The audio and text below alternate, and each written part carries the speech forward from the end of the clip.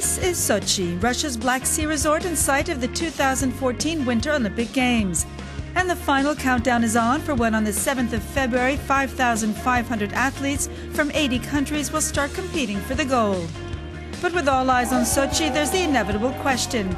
Is it worth hosting the most expensive and perhaps one of the most controversial games in Olympic history? For these volunteers, the answer is clear. I don't think the money's important. The most important thing is that Russia will show itself as a modern European country that can host this kind of event.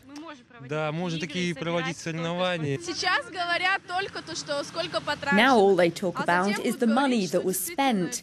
But after, they'll say that the money spent wasn't wasted. Like our parents talked to us about the 1980 Moscow Games, we'll be able to tell our children about Sochi.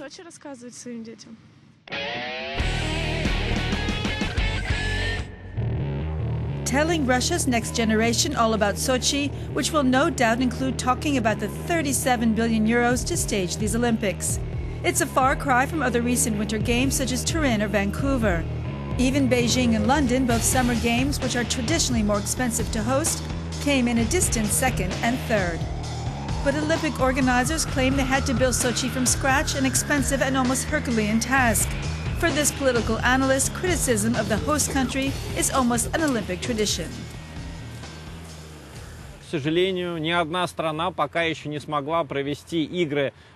No country has ever been able to hold the Games at the course they originally planned. It was like that in London. It was like that in Beijing. Russia is no exception. But we hope that during the Games, the image of Russia will improve.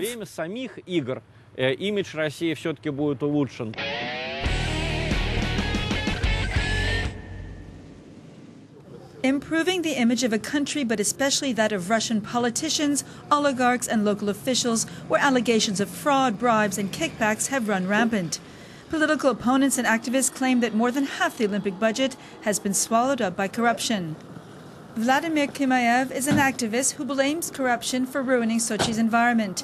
Here he shows us an illegal dump site which he says are all too common in Sochi, not to mention infrastructure projects which have caused landslides, buildings to collapse and especially contaminated rivers and soil.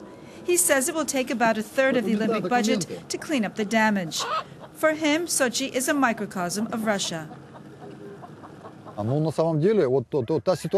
situation that was created in Sochi, the Olympics, the preparation for the Games, the construction of the Olympic venues are in essence a mirror of Russia, the political system, the economic system, the social system, the environment and so on.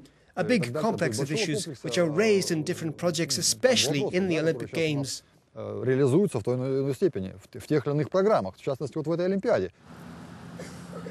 Andrei Martinov is one of the 2,000 Sochi homeowners who was displaced by construction for the Olympics. His house was destroyed to make way for the Olympic Stadium. For the past 3 years, this one room has been home for him and his wife Natalia. Their son lives with friends. Andrei's case is complicated. Local authorities have said his papers proving his ownership are fake, but he says he's a victim of the corruption among local and federal bureaucrats. Here are the papers for the house and the communication between us, the prosecutor and the administration and the presidents. These are papers asking the administration for help. The commission came and declared that all construction such as ours was illegal. Instead of helping us, they issued a court order to destroy our house. When I was young, I played hockey and won championships. And today, hockey has caught up with me. The Olympics has taken everything. They've made my family homeless.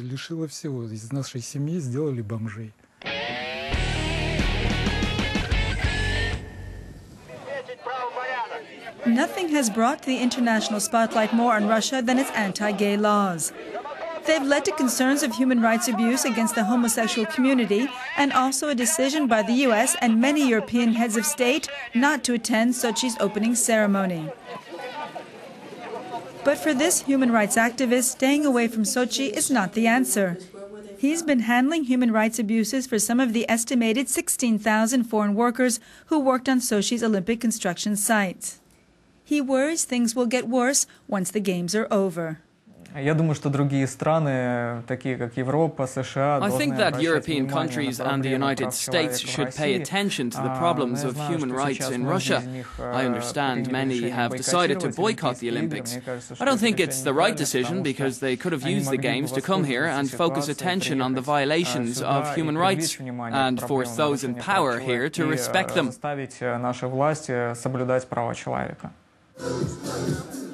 This nightclub has been getting a lot of media attention.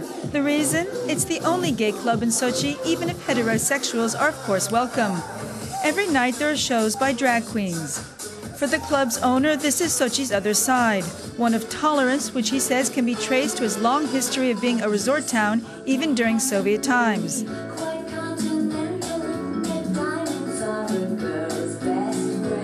He believes the Olympics will help Sochi and the rest of Russia become more open to the West. It's a win-win situation with tourists, regardless of their sexual orientation. For example, if someone rents an apartment to two men, they'll never ask if they're homosexual or not. The apartment will just be rented out. So that's why I think that after these Olympic Games, there'll be a positive legacy, like there was in Moscow in the 1980s. Спорт должен быть спортом, а политика должна быть политикой. Не надо мешать мухи с котлетами. Sport should be sport and politics should be politics. You shouldn't mix the two. For example, take the Chinese Olympics. China is not open as a society towards gay people, but these questions weren't raised back then. I think we're not focusing on the right things. I think that athletes from Russia or from other countries should first and foremost think about victory. We need to achieve good results, be friends and get to know each other.